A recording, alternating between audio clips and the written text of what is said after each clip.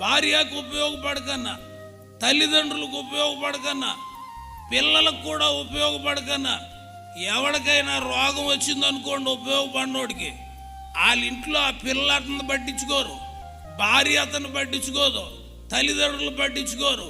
ఎందుకంటే ఈడు ఉన్న ఒకటే లేకపోయినా ఒకటే. అదే కానీ భార్యను చూసేవాడు, పిల్లలను చూసేవాడు, తల్లిదండ్రులను చూసేవాడు, వాళ్ళు కానీ మూలన పడితే అప్పు చేసైనా బతికించుకుంటారు. దేవుడికి స్తోత్రాలు.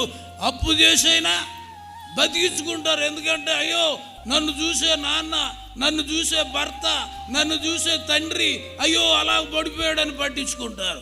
నువ్వు బతికుండగా ఎవరిని పట్టించుకోకపోతే నువ్వు మూలనడితే నిన్ను ఎవడట్టించుకోడు. దేవుడికి స్తోత్రాలు. కాబట్టి మనము దేవుడికి ఉపయోగపడాలి, కుటుంబానికి కూడా